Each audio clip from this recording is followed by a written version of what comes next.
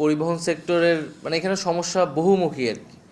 একটা তো হচ্ছে দুর্নীতির সমস্যা রয়েছে, রাজনীতিকরণের সমস্যা রয়েছে, তারপরে শিক্ষা বা জনসচেতনতার একটা সমস্যা রয়েছে, এবং আমাদের অদক্ষতা, আমাদের নিয়ম নীতি না মানা, নিয়ম নীতি বাস্তবায়ন না করা। তো এই বহুমাত্রিক সমস্যা রয়েছে, ফলে এটা সমাধানটাও এই কারণে কিছুটা চ্যালেঞ্জ, কারণ সবগুলো স্টেক হোল্ডারকেই এটাকে এক ধরনের ঐক্যমতে আমাদের নিয়ে আসতে হবে, এবং সেটা একদিকে যেমন নীতিগতভাবে, আরেকদিকে হচ্ছে সেটার একটা রাজনৈতিক চাপও থাকতে হবে, কারণ এটা করাটা অত সহজ হবে না, কারণ এটার সাথে যেহেতু একটা ব্যাপক সুবিধাভোগী অংশ কিন্তু জড়িত এই এই দুর্নীতির সাথে, এই নৈরাজ্যের সাথে।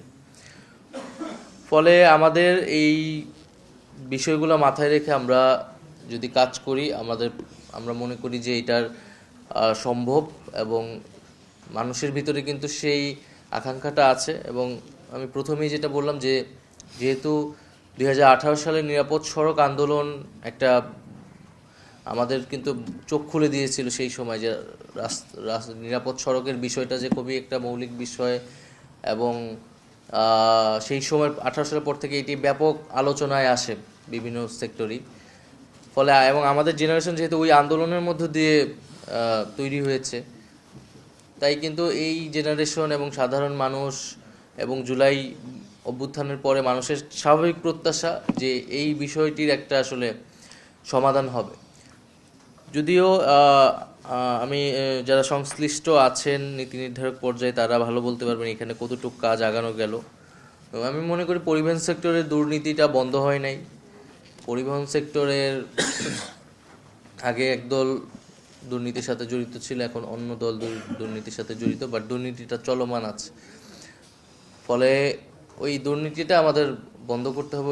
ওই সেই জায়গায় আসলে রাজনৈতিক দলগুলার একটা দায়িত্বশীল ভূমিকা আসলে প্রয়োজন, কারণ রাজনৈতিক কর্মীরাই এই ঘটনাগুলোর সাথে জড়িত, দুর্নীতির সাথে।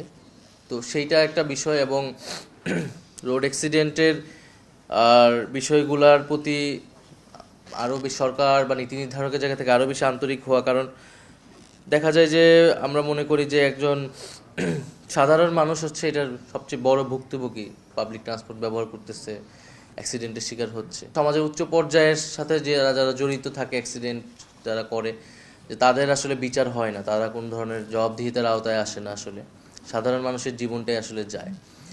তো এই একটা চিত্র কিন্তু আমাদের সমাজে আছে, এটারও আসলে পরিবর্তন হওয়া দরকার। কারণ এই ঘটনাগুলোর সাথে যারাই জড়িত, যে হচ্ছে নিয়ম নীতি না মেনে হচ্ছে গাড়ি চালাচ্ছে, তো সে যেই হোক না কেন, আসলে তাকে বিচারের আওতায় আনা, জবাবদিহিতার আওতায় আনা, এটাও একটা সমাজে উদাহরণ তৈরি করে আসলে। তো আমি এইটুকুই সংক্ষেপে আমার কথা ছিল, যে আমি মনে করি যে এটা কাঠামোগত সংস্কারই প্রয়োজন, এবং একটা সিস্টেম আমাদেরকে ডেভেলপ করতে হবে।